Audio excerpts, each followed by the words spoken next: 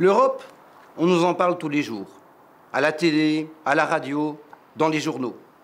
Malheureusement, c'est souvent avec des mots compliqués, des mots incompréhensibles. Alors, faute de comprendre, on zappe. Moi, j'aimerais vous parler de l'Europe avec des mots simples, des mots de tous les jours. Pour commencer, on va s'imaginer que l'Europe n'est pas une puissante institution politique, mais un être vivant, une femme. Qu'est-ce qu'on connaît de sa vie? Où est-elle née? Comment a-t-elle grandi? Qui étaient ses parents? Officiellement, ils étaient 6. Il y avait l'Allemagne de l'Ouest, la France, l'Italie, les Pays-Bas, le Luxembourg et la Belgique. En 1952, ces 6 pays se sont mis ensemble pour créer l'Europe, parce qu'ils voulaient mettre un terme à leur guerre et lancer un nouveau projet politique basé sur la paix, la liberté et la démocratie. Ça, c'est l'histoire officielle. Et avec cette histoire officielle, on a l'impression que l'Europe est une chouette fille et qu'on peut lui faire confiance les yeux fermés. Mais est-ce vrai? Cette histoire tient-elle debout? Moi, franchement, je crois que cette histoire ressemble un petit peu à cette école vétuste et à ces murs délabrés. Franchement, faut pas gratter beaucoup pour se rendre compte que ça craquelle et ça se lézarde de partout. Alors, grattons.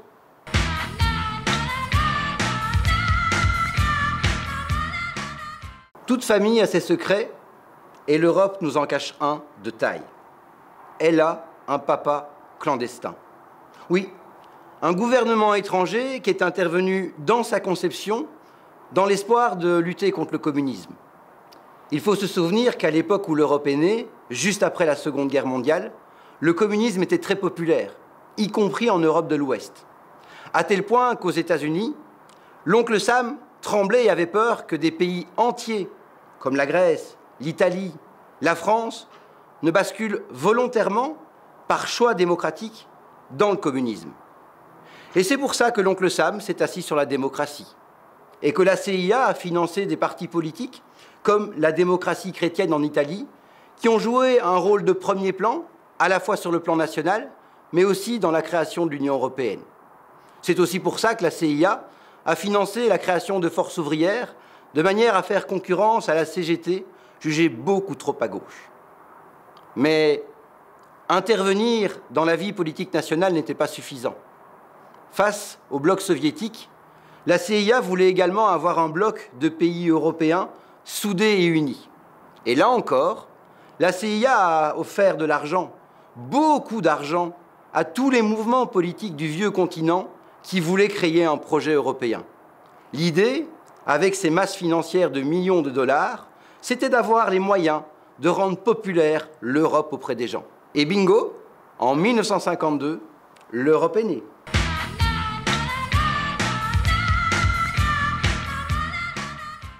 Avant même que sa fille soit née, l'oncle Sam a dit ceci. Hors de question que les populations européennes fassent ce qu'elles veulent. Ce que je veux, moi, l'oncle Sam, c'est une Europe qui soit capitaliste, libérale et libre-échangiste. Pour imposer ce choix politique, l'oncle Sam a inventé le plan Marshall. Il voulait bien aider les pays européens ruinés par la guerre, mais à une condition impérative, qu'ils ouvrent leur commerce national aux autres pays européens et aux produits américains. Sur ce point, l'oncle Sam a gagné son pari. Il a imposé à sa fille un cap politique rigide, l'ouverture des frontières au commerce, que l'Europe adore toujours aujourd'hui. Bien sûr, la mondialisation, ça rime avec délocalisation, restructuration, licenciement. Et honnêtement, on ne sait plus très bien aujourd'hui qui fabrique quoi, ni où, ni comment. Mais ça, l'Europe s'en moque éperdument. Elle, tout ce qui l'intéresse, c'est de respecter les principes éducatifs que son papa clandestin lui a transmis.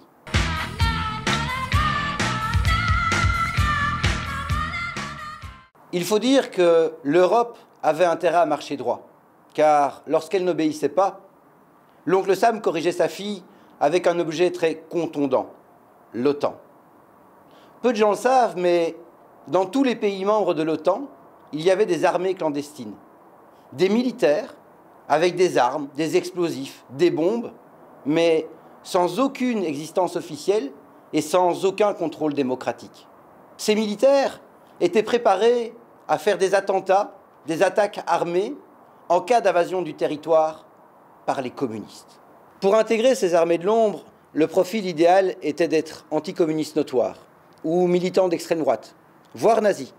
C'est pour ça que l'oncle Sam a sauvé énormément de dignitaires du Troisième Reich après la Seconde Guerre mondiale.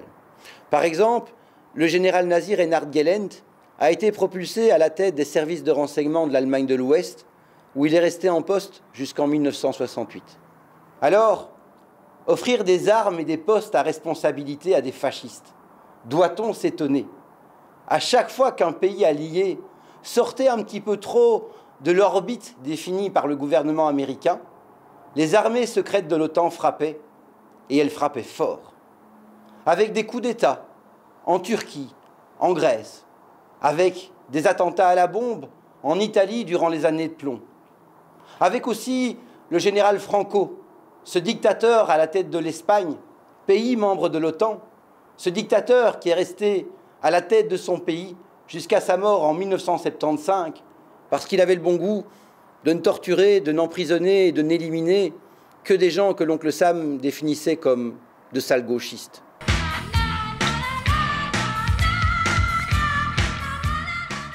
Voilà l'histoire secrète et cachée de l'Europe. Une histoire dont on n'entendra jamais parler ni dans les écoles, ni dans les publications officielles. Pourtant, en 1990, le scandale des armées secrètes de l'OTAN a éclaté, avec le lien prouvé avec des attentats à la bombe en Italie. Le Parlement européen s'est même ému. Il a exigé que toute la lumière soit faite sur cette affaire.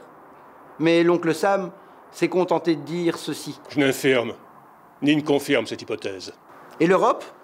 Eh bien, elle a noué un petit peu plus tard de nouveaux accords sécuritaires avec les États-Unis, au nom de la paix, de la liberté et de la démocratie.